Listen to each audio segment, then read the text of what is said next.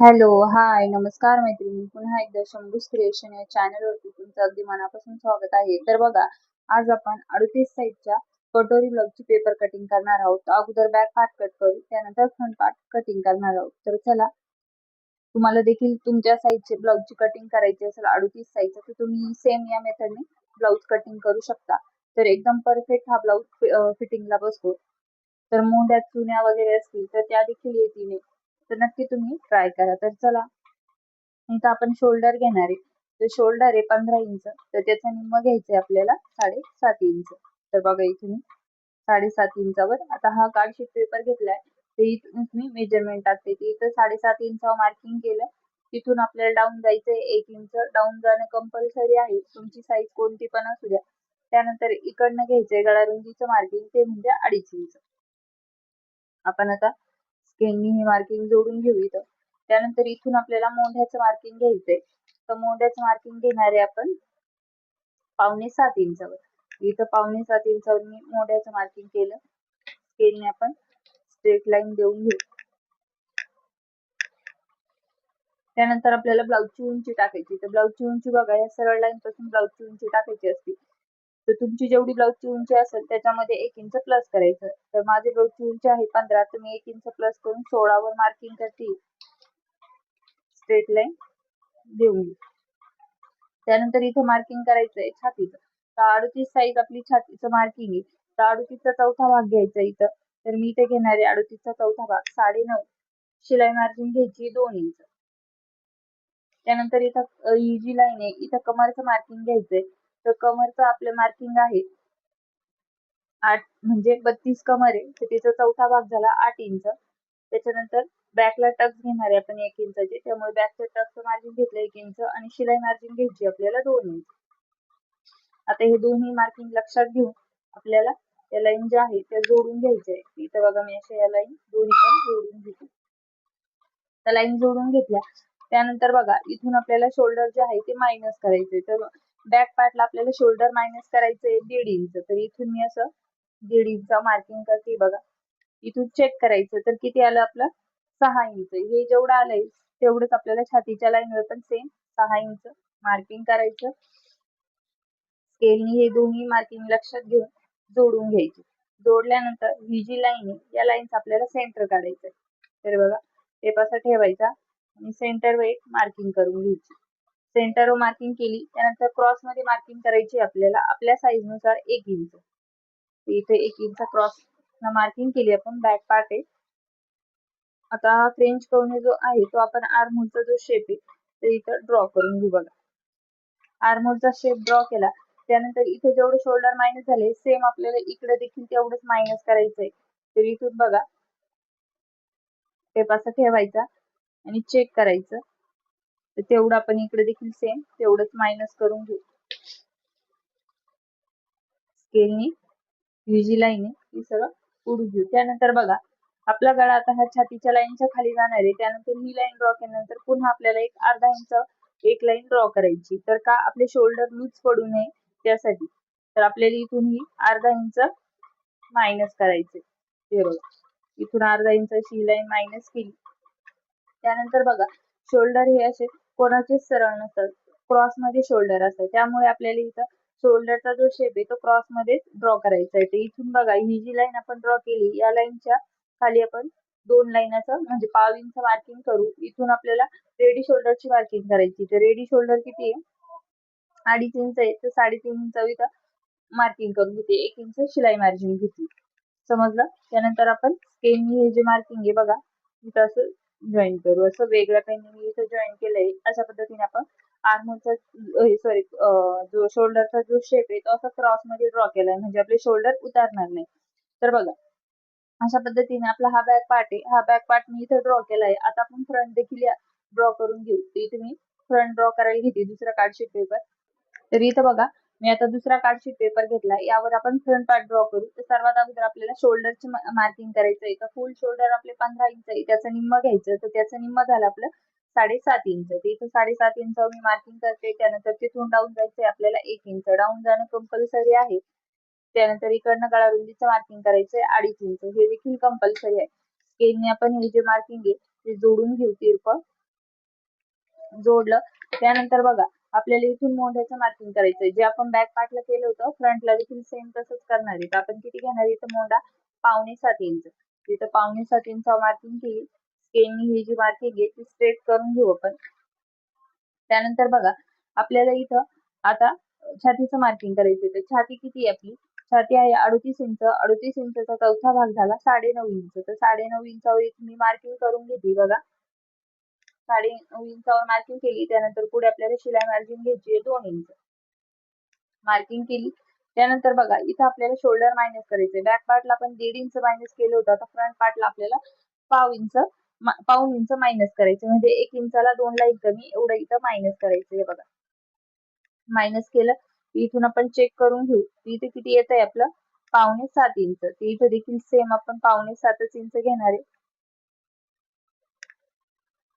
Marking केलं. त्यानंतर हे दोन्ही मार्किंग लक्षात घेऊन आपल्याला बघा अशी लाईन जोडून घ्यायची. लाईन जोडल्यानंतर या लाईन्स आपल्याला सेंटर काढायचं आहे. इथून बघा टेप असा ठेवायचा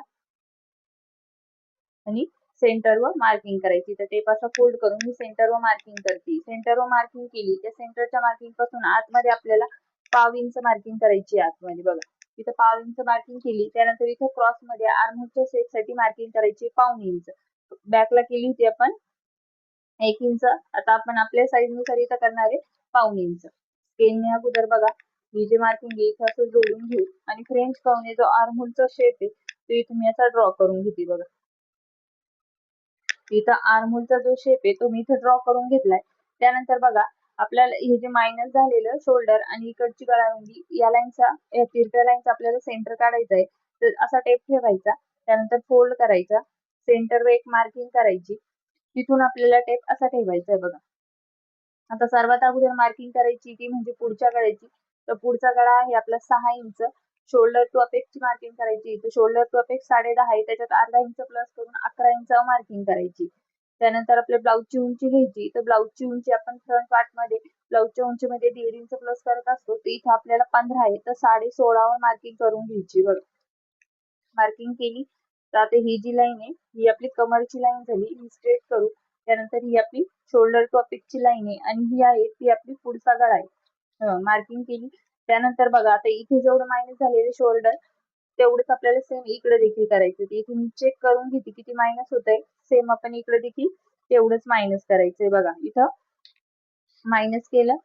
त्यानंतर आपण ही जी लाईन आहे ती ड्रॉ करू. अशी ड्रॉ केल्यानंतर बघा इथं आपल्याला ही स्केल अशी ठेवायची. आता या स्केलच्या खाली जर तुमचा पुढचा गळा जात असेल तर तुम्हाला वरतून 2 लाईन इतकं मायनस करायचंय. तर आपला जात नाही त्यामुळे आपण काहीच मायनस करणार नाही. आता इथं रेडी शोल्डरची मार्किंग करते. रेडी शोल्डर 2.5 इंच आहे तर 3.5 इंच इथं मार्किंग करून घेते. त्यानंतर बघा बॅक साईडला देखील शोल्डरचा शेप असा क्रॉस मध्ये दिला होता. इथे देखील सेम द्यायचा आहे. तर का आपले शोल्डर उतरू नये त्यासाठी. इथं बघा 1/2 इंच मार्किंग केली. ही 1/2 इंचची मार्किंग आपल्याला इथं अशी जॉईन करायची. जॉईन केली. त्यानंतर बघा इथे जेवढी गळारुंदी आली ती चेक करून घेऊ. ही आली आपली 3 इंच. तर सेम आपण इथे देखील 3 इंच मार्किंग करू आणि बॉक्स बनवून पुढच्या गळ्याचा जो शेप आहे तो राऊंड शेप आहे ती इथे मी ड्रॉ करून घेते. तर बघा पुढच्या गळ्याचा जो शेप आहे राऊंड शेप इथे मी ड्रॉ करून घेतला.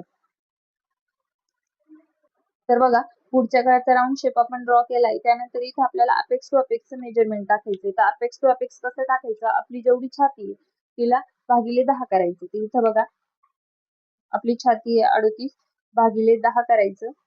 तर किती आलं? 3.8 म्हणजे 4.25 इंच. इथं 4.25 इंच इथे मी मार्किंग करते. आता इथं 4.25 इंच केली आहे तर कमरच्या याच्यावर आपल्याला अर्धा इंच कमी करायची. म्हणजे इथं 4.25 केली तर आपण इथं करणार 3.25 इंच. इथं 3.25 इंच मार्किंग केली. त्यानंतर आपल्याला टक्स घ्यायचा आहे. 38 साईज नुसार आपला टक्स येतोय इथं 3 इंचचा. तर इथे मी 3 इंचचा टक्स घेतली. आता हे जे मार्किंग आहे ते स्केलने आपण असं जोडून घेऊ बघा. स्केलने जोडलं. त्यानंतर इथे आपल्याला कमरचं मार्किंग करायची. तर कमर किती आपली? कमर आहे 32. 32चा चौथा भाग झाला 8 इंच. त्यानंतर या टक्सचं देखील मार्जिन घ्यायचंय कारण टक्स आपला मायनस होत असतो. टक्सचं मार्जिन घेणं कंपल्सरी. तर टक्स किती आपला 3 इंच. तर 8 आणि 3 किती झाले? 11. तर इथं आपण 11 इंचावर मार्किंग करू. मार्किंग केली. त्यानंतर पुढे आपल्याला इथे शिलाई मार्जिन देखील घ्यायची आहे 2 इंच. इथे शिलाई मार्जिन घेतली 2 इंच. आता हे दोन्ही मार्किंग लक्षात घेऊ. आपल्याला स्केलने जोडून घ्यायचे आहे. इथं बघा, इथे मी असे स्केलने जोडून घेतली, दोन्ही मार्किंग जोडल्या. त्यानंतर बघा, ही जी लाईन आहे हिला आपल्याला शेप द्यायचा आहे. त्यासाठी आपल्याला या लाईनवर 3 सेंटर काढायचे. तर टेप असा ठेवायचा, 6 इंच आहे, 6चं निम्म झालं 3, 3चं निम्म झालं 1.5 इंच, इकडे देखील 1.5 इंच, असं म्हणजे 1.5 इंचचा गॅप सोडून आपल्याला हे तिन्ही मार्किंग करून घ्यायचे. तर ही पूर्ण लाईन 6 इंचची आहे, 6चं निम्म केलं, परत 6चं निम्म किती आलं 3, 3चं परत निम्म करायचं. अशा पद्धतीने 3 मार्किंग करून घ्यायच्या. त्यानंतर सर्वात खालच्या मार्किंग पासून अर्धा इंच बाहेर जायचं, मधल्या मार्किंग पासून पाव इंच बाहेर जायचं. त्यानंतर बघा, स्केलने आपण हे जे मार्किंग आहे तिथं असं जोडून घेऊ. जोडलं, त्यानंतर इथून असं एक लाईन येतं, असं शेप देऊन घ्यायचं. त्यानंतर बघा, आपल्याला हे दोन्ही टक्स चेक करून घ्यायचे. तर त्यासाठी आपण अगोदर हा चेक करू. तर हा किती आपला 5.5 इंच, तर हा देखील सेम तेवढाच हवाय. त्यासाठी बघा, टेप असा ठेवायचा आणि 5.5 इंच इथे येते, तर मार्किंग करायचं. तर गॅप किती येतोय आपला अर्धा इंच, तर त्याचा डबल इथे घ्यायचंय, म्हणजे किती 1 इंच. त्यानंतर इथे किती, इथे जेवढा आलाय तेवढाच इथे देखील देणार अर्धा इंच. स्केलने अगोदर हे जे मार्किंग आहे इथे मी जोडून घेते बघा. त्यानंतर इथे जेवढा आलाय सेम आपल्याला आर्महोल मध्ये पण तेवढाच हवाय, अर्धा इंच. मी इथं अर्धा इंच मार्किंग केली. त्यानंतर स्केल बघा, ही स्केल आपल्याला या फिटिंगच्या लाईनला अशा पद्धतीने ठेवायची आहे आणि इथं मार्किंग करायची. तर मार्किंग केली, त्यानंतर आपल्याला टक्स घ्यायचे. तर हा टक्स किती घेतला आपण कमरचा, आपल्या साईजनुसार कमरचा टक्स आपण 3 इंचचा घेतलाय, आर्महोलचा टक्स आपण 1.5 इंचचा घेणार.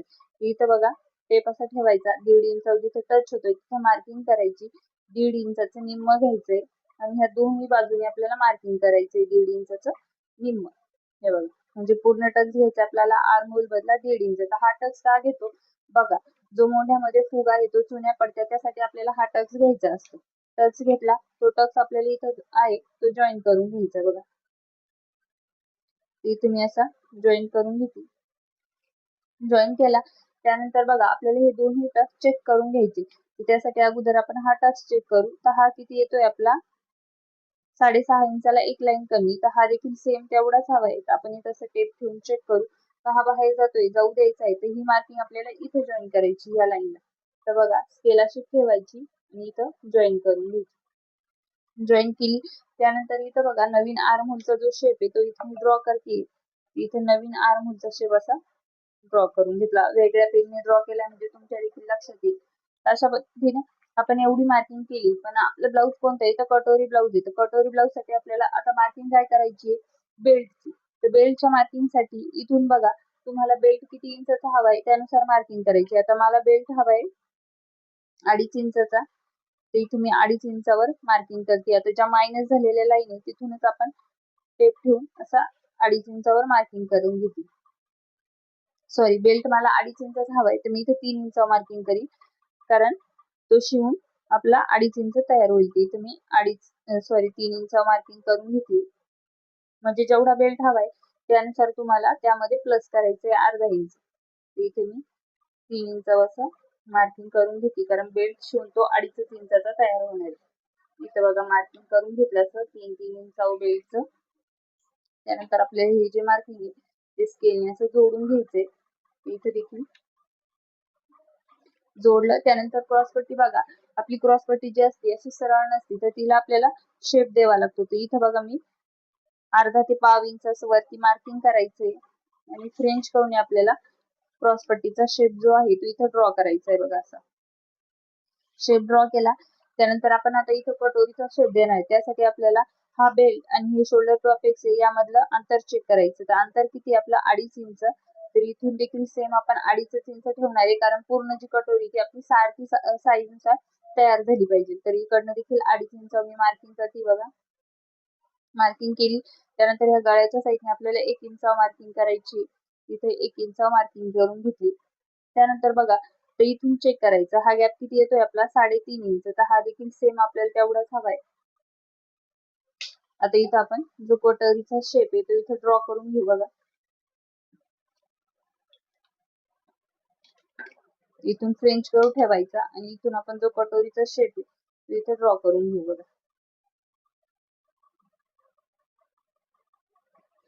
अशा पद्धतीने आपण कटोरीचा शेप इथं ड्रॉ केलाय. आता आपण मार्किंग जरी 2.5 इंचावर केली असती पण आपल्या साईज नुसार कटोरी बरोबर तयार होणार आहे. आपण फक्त त्या 2.5 इंचाच्या आतमध्ये इकडे मार्किंग येऊ द्यायची नाही कटोरी, त्यासाठी आपण मार्किंग केली. तर अशा पद्धतीने आपली कटोरी आता तयार झाली. इथे सेंटरला देखील आपल्याला एक टक्स घ्यायचा आहे, तर सेंटरला अशी मार्किंग करून घेतली आणि इथे टक्स घ्यायचा आपल्याला 1 इंचाचा.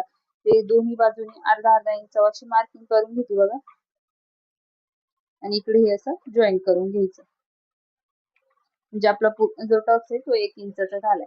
तर अशा पद्धतीने आपण जे ब्लाऊज आहे त्याची मार्किंग केली. आता आपण कट करून घेऊ. इथे मी कट करून घेतली बघा. आता इथं बघा जशी मार्किंग आहे सेम त्या पद्धतीनेच कटिंग करायची आपल्याला.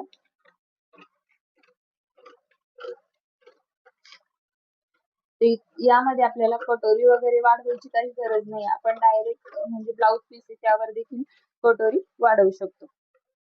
इथे मी तुम्हाला तसं दाखवेलच या ब्लाऊजची स्टिचिंग देखील.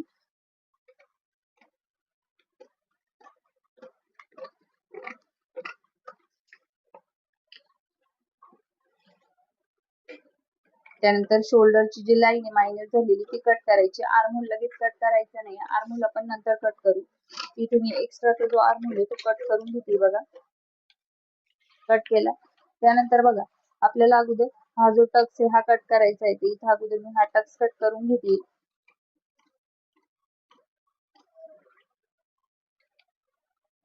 हे बघा इथून मी हा पूर्ण जो टक्स आहे तो कट करून घेते.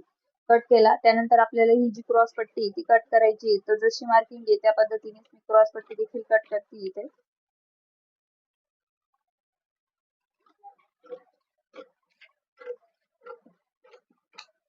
क्रॉस पट्टी कट झाली त्यानंतर बघा आपला हा जो टक्स आहे आपल्याला हा मायनस करायचा आहे. त्यासाठी हे जी मार्किंग केली त्या अशा दोन्ही आपण मार्किंग एकावर एक ठेवू. बघा असं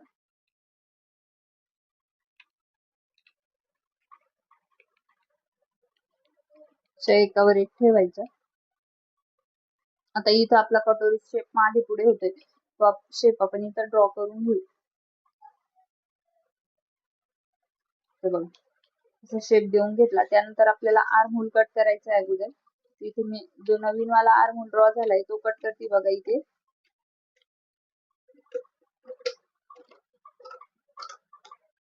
आर्महोल कट केला त्यानंतर बघा आपल्याला आता कटोरी कट करून घ्यायची. इथे मी कटोरी कट करून घेते.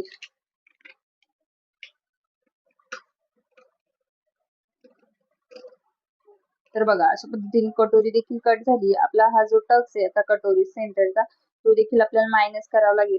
तर हे बघा अशा पद्धतीने हा टक्स देखील मी मायनस करून घेतलाय. त्यानंतर आपण आता बॅक पार्ट वर ठेवून देखील बॅक पार्ट कट करून घेऊ. तर इथं बघा आता बॅक पार्ट घेतलाय. आता बॅक पार्ट कट करण्यासाठी अगोदर आपल्याला हे जे दोन पॅटर्न आहे साईडचे ते बघा हा पॅटर्न हा इथं ठेवायचा. आता इथून आपल्याला 1/2 इंच गॅप ठेवून असा ठेवायचा आहे बघा. इथं ठेवला त्यानंतर इथं आपल्याला क्रॉस पट्टी घ्यायची. तर हे बघा इथं क्रॉस पट्टी देखील याला कट टू कट अशी ठेवायची. हे बघा ठेवली. आता जसं आहे तसं मार्किंग करून घेऊ आपण अगोदर. मार्किंग केलं इकडे देखील सेम मार्किंग करून घ्यायचंय. मार्किंग केल्यानंतर हे जे मार्किंग आहे ते बघा स्केलने असं स्ट्रेट करायचं आणि हे देखील स्ट्रेट करायचं. बघा स्ट्रेट केलं. आता इथून आपल्याला हा जो आर्महोलचा शेप आहे ते इथं असं खालून ड्रॉ करावं लागणार आहे. याला टच करायचंय आपल्याला. इथून हाताने देखील दिला तरी काही हरकत नाही. बघा असा शेप देऊन घेतलाय. त्यानंतर बॅक साईडची जी ब्लाऊजची उंची ती चेक करायची. तर इथून मी टेप असा ठेवते आणि बॅक साईडच्या ब्लाऊजची उंची मला हवी आहे 14.5. तर मी इथे 14.5 मार्किंग करून घेते. बघा तुम्हाला जेवढी हवी त्यानुसार मार्किंग करायची. मी इथं बघा ही जी मार्किंग आहे ती अशी जॉईन केली. त्यानंतर आपल्याला मार्किंग करायची ती म्हणजे मागच्या गळ्याची. तर मागचे बेल्ट आहे तो 4.5 इंचाचा आहे. तर त्याच्यामध्ये 1 इंच प्लस केलं मी आणि 5.5 इंचावर मार्किंग केलं. तर अर्धा इंच आपलं शिलाई मार्जिन मध्ये खालून जाईल कमरच्या साईडने आणि वरतून जाईल अर्धा इंच. त्यामुळे इथे मी 1 इंच प्लस केलंय. त्यानंतर इथं गळा रुंदी 2.5 इंच बॉक्स बनवून घेऊ आपण. इथे देखील सेम आणि राऊंडच शेप आहे मागचा. आता इथे मी गळ्याचा जो शेप आहे तो ड्रॉ करून घेते. बघा गळ्याचा शेप ड्रॉ केला त्यानंतर आपण हे जे पॅटर्न आहे आता कट करून घेऊ. आता बॅक पार्ट देखील आपला तयार झालाय. तर जसा मार्किंग आहे सेम त्या पद्धतीने इथे कटिंग करून घेते. बघा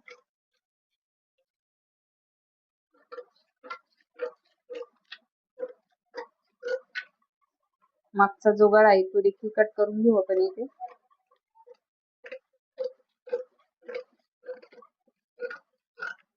त्यानंतर मायनस झालेली शोल्डरची लाईन कट करायची आणि आर्म होल जो आहे तो देखील कट करून घेऊ आपण.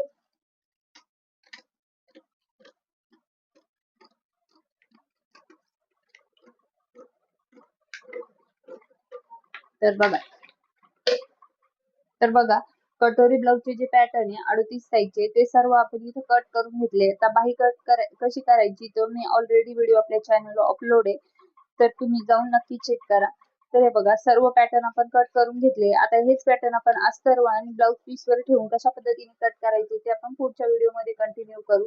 तुम्हाला देखील सेम याच पद्धतीने कटिंग करायची असेल तर नक्की कमेंट करा. आपण पुढची साईज देखील लवकरच घेऊन येऊ. तर चला व्हिडिओ आवडला असेल व्हिडिओ लाईक करा, शेअर करा. आपल्या चॅनल कोणी नवीन असेल तर चॅनलला देखील सबस्क्राईब करा. भेटूया पुढच्या व्हिडिओ मध्ये. धन्यवाद.